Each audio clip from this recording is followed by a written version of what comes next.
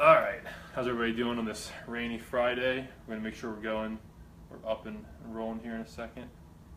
Takes a minute. Takes a minute, always takes a minute. Uh-oh. There we go. There we go, all right, we're all good, all right. Get this notification off. All right, we are the utmost of professionals here. Always. All right, yeah, so welcome again. I think this is episode 14 now. 14 or 15, that's not important, but again, I'm Quincy from Cummings & Company Realtors. Mark, Cummings & Company Realtors. Perfect. Quincy Wilson Group.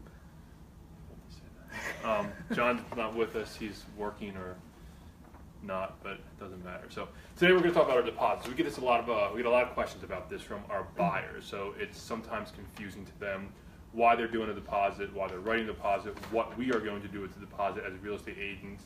And of course, their main question is what happened to their deposit if they don't like the house.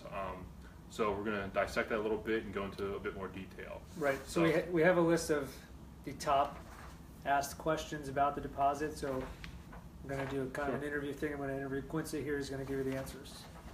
So what is a deposit? So basically, deposit are referred to as an earnest money deposit a lot of times. It is basically the buyer saying to the seller, hey, listen, here's a little bit of skin in the game from me.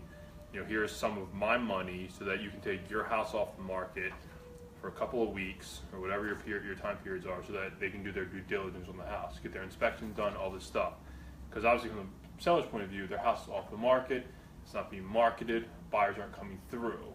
So it's not guaranteed, but the best way to explain it is just a little bit of skin in the game from the buyers. Because if not, there's no incentive for the buyer to stay in the process. Because there's nothing for them to lose. Mm-hmm. So at a whim, they would, exit, terminate the contract without a deposit. Okay. Right? Shows the seller that you're serious. Correct. Yeah.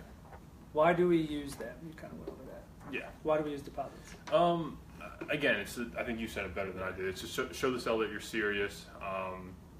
We can use it for multiple ways. Sometimes in negotiations, we can use them to show that one buyer is better suited for the house, better qualified for the house. There's all reasons to use them, but for the most part, it's just to show the seller that you are serious about buying the house. You're going to put down a deposit. Okay. Okay. Who holds on to the deposit once it's written? So in most cases, once you write the deposit, it's usually held by your agent, meaning the buyer's agent. In most cases, either the buyer's agent or the buyer's title company. Now, there are some cases where the seller will request that they hold it, not the seller themselves, with their agent or their title company. But usually it's going to be a real estate brokerage or a title company that holds the deposit. Okay. What form do they come in? How do you accept deposit? Most of the time it's standard transactions. It's a personal check will work. But I've seen them come, personal checks, cashier's checks, I've seen them come in wires, yeah. Okay. As long as the money gets there and it's cleared.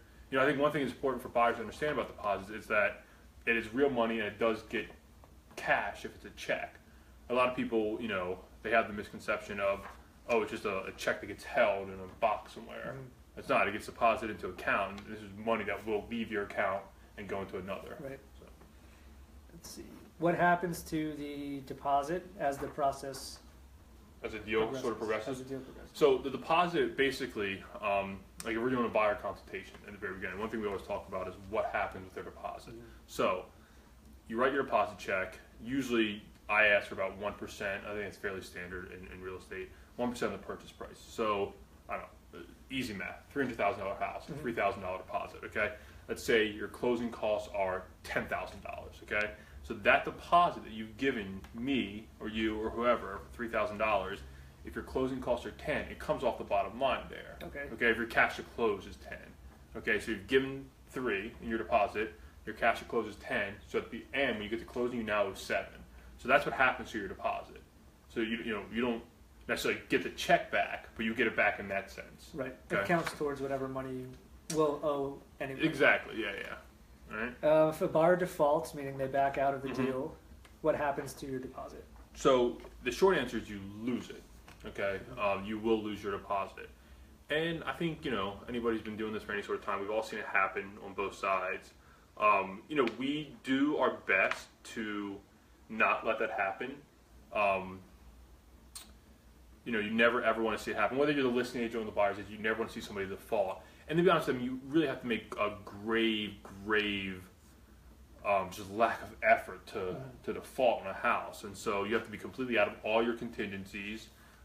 You've had to have exercised zero caution, zero respect for the contract itself, Right. and then you default. But if you default, if you've ignored all your contingencies, if you've missed all your time frames, the contract clearly states you will forfeit your deposit. Okay. Okay. I'm going to insert one here. Yeah. Curveball for you. Yeah. Are there any times when the buyer would get their deposit back? After they've missed their contingency periods? Or just through in general? When can the buyer back away safely, back out of the contract safely? Yeah, so if you, say you have 15 days to do a home inspection, and, you